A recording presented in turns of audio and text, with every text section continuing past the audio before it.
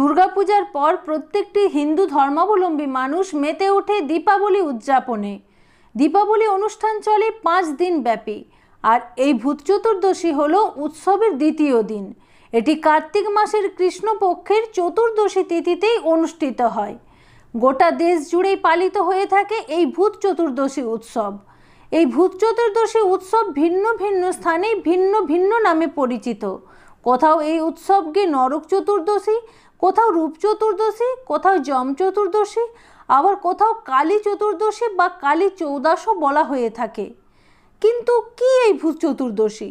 কেনই বা দেশ জুড়ে পালন করা হয় এই উৎসব? কেন এই দিন সন্ধ্যাবেলায় 14 প্রদীপ জ্বালানো হয়?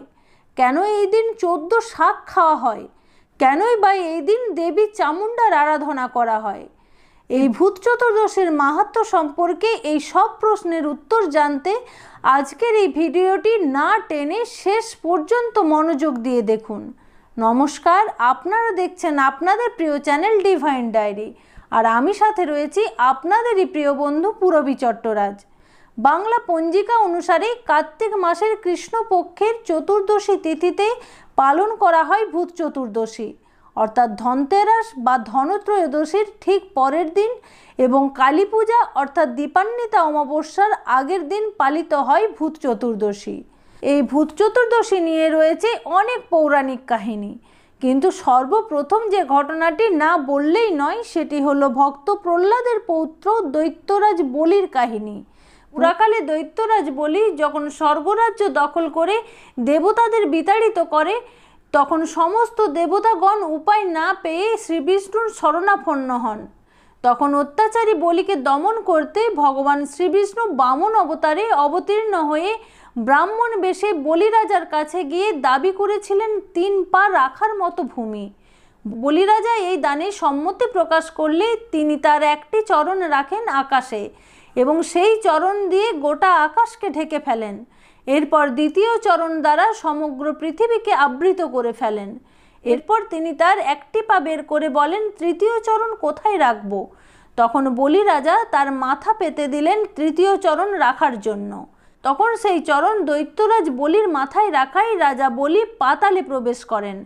বলি রাজা নিজের এইরূপ দুর্গতির কথা বুঝতে পেরেও তৃতীয় চরণ রাখার জন্য নিজের মাথা পেতে দিয়েছিলেন বলে বামনদেব রাজা বলিকে অমরত্বের বর দিয়েছিলেন, আর তার সঙ্গে বছরের একটি দিন ভূত প্রেত পিশাচ এবং অশরীরী আত্মাদের নিয়ে পৃথিবীতে উঠে আসার অনুমতিও দিয়েছিলেন। আর এই দিনটি হলো ভূত চতুর্দশী। পুরাণ মতে ভূত চতুর্দশীর দিনেই স্বর্গ নরকের দ্বার সাময়িকভাবে খুলে দেওয়া হয় পরলোকগত আত্মাদের নিজের ঘরে ফেরার জন্য। মনে করা হয় পিতৃকুল এবং মাতৃকুলের 14 জন অশরীরী আত্মা নেমে আসে গৃহস্থের বাড়িতে।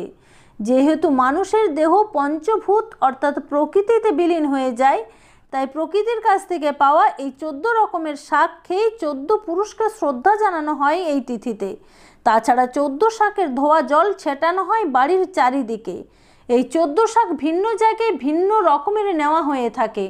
এর মধ্যে যেটি বেশি প্রচলিত তা হলো পালং, লাল শাক, শুশনি, কুমড়ো, পাট, মেথি, ধনে, পুঁই, নোটে, মূলো, কলমি, গিমে, সর্ষে, লাউ অথবা হিঞ্চে শাক। এ বিষয়ে অবশ্য একটি বৈজ্ঞানিক ব্যাখ্যাও রয়েছে। বাংলা ঋতু পরিবর্তনের সময় সব মানুষের শরীর খারাপ হওয়ায় এবং এই আশ্বিন কার্তিক মাসে অনেক মানুষের মৃত্যু হওয়ায় পুরাকালে এই মাস দুটিকে যমদশটা কালও বলা হতো।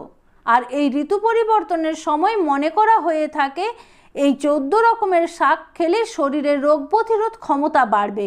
14 শাকের সাথে সাথে এই দিন সন্ধ্যায় জ্বালানো হয় 14 প্রদীপ। পুরাণ মতে অশরীরী 14 পুরুষদের উদ্দেশ্যেই জ্বালানো হয়ে থাকে এই 14 প্রদীপ। বলিরাজার এবং অশরীরী আত্মাদের মর্তে আগমন এবং 14 পুরুষদের আত্মার সাময়িক ঘরে ফেরা ছাড়াও আরও অনেক কাহিনী রয়েছে ভূত চতুর্দশী উপলক্ষে। এদিন মর্তে পুজো নিতে আসেন দেবী কালিকা চামুণ্ডা রূপে। এই ভয়ঙ্করী মূর্তিতেই তিনি সাথে নিয়ে আসেন 14টি প্রেতাত্মা। একথাও প্রচলিত আছে যে এই প্রেতাত্মাদের পথ দেখানোর জন্যই জ্বালানো হয় 14 প্রদীপ। মৃত্যুর দেবতা যমকেও এদিন প্রদীপ জ্বালিয়ে পুজো করা হয়। বলা হয় এদিন যমরাজকে পুজো করলে নরকে যেতে হয় না। এই চতুর্দশীকে যম চতুর্দশীও বলা হয়। এর পিছনে রয়েছে ছোট্ট একটি কাহিনী। একদিন যমরাজ তার যমদূতদের জিজ্ঞাসা করেন, কোনো জীবের প্রাণহরণ করার সময় তোমাদের কি তাদের প্রতি কোনো দয়াই হয় না? যমদূতেরা একটু ইতস্তত করে যমরাজকে একটি ঘটনার কথা বলেন। যমদূতেরা বলেন, হেম নামক একজন রাজার স্ত্রী এক সুন্দর পুত্রের জন্ম দেয়, কিন্তু সেই পুত্র সন্তানের কোষ্ঠী বিচার করেই জ্যোতিষীরা জানান বিবাহের 4 দিন পর সেই বালকের মৃত্যু হবে। একথা শুনে রাজা এই রাজকুমারকে যমুনা নদীর তীরে একটি গুহায় ব্রহ্মচারীর ন্যায় লালন পালন করতে থাকেন। বেশ কিছু বছর এভাবে কেটে যাবার পর মহারাজা হংসের কন্যাকে যমুনা নদীর তীরে ঘোরাঘুরি করতে দেখে রাজকুমার তার প্রতি আকৃষ্ট হয়ে পড়েন এবং তাদের দুজনের সম্মতিতেই গন্ধর্ব মতে বিবাহ করেন। এরপর তার কোষ্ঠীফল অনুযায়ী বিবাহের 4 দিন পর তার মৃত্যু হয়। স্বামীর মৃত্যুতে সদ্য বিধবা রাজকুমারীর হাহাকার দেখে হৃদয় কেঁপে ওঠে আমাদের। রাজকুমারীর প্রাণ হরণের সময় আমাদের চোখ থেকে জল গড়িয়ে পড়ে। এরপর একজন যমদূত যমরাজকে জিজ্ঞাসা করলেন, অকাল মৃত্যু থেকে বাঁচার কি কোনো উপায় নেই? তখন যমরাজ বলেন, ভূত চতুর্দশীতে দীপদান করলে অকাল মৃত্যু থেকে রেহাই পাওয়া যায়। তাই মানুষ এই ভূত চতুর্দশীতেই দরজায় অল্প ধান দিয়ে তার উপর তিলের তেলের প্রদীপ জ্বালান যমরাজের উদ্দেশ্যে। আবার পদ্মপুরাণে উল্লেখ রয়েছে এই যম চতুর্দশীতে গঙ্গা স্নান করলে নরকে যেতে হয় না। আবার বিষ্ণু পুরাণ মতে এই তিথিতেই শ্রীকৃষ্ণ ও সত্যভামা বধ করেছিলেন নরকাসুরকে, তাই এই তিথিকে নরক চতুর্দশীও বলা হয়। আবার পুরাণ মতে এই দিনটিকে রামচন্দ্রের 14 বছর বনবাসের পর ঘরে ফেরার দিন হিসাবেও চিহ্নিত করা হয়েছে। আজকের এই কাহিনী আপনাদের কেমন লাগলো কমেন্ট বক্সে লিখে জানাতে ভুলবেন না। কাহিনীটি ভালো লাগলে একটি লাইক করবেন। চ্যানেলে নতুন হলে এবং এরকম আরও জানা অজানা কাহিনী জানতে হলে চ্যানেলটিকে অবশ্যই সাবস্ক্রাইব করুন বন্ধুরা। আজ এই পর্যন্তই, দেখা হচ্ছে খুব শীঘ্রই এইরকম একটি কাহিনীর সাথে। ততক্ষণ ভালো থাকবেন, ধন্যবাদ।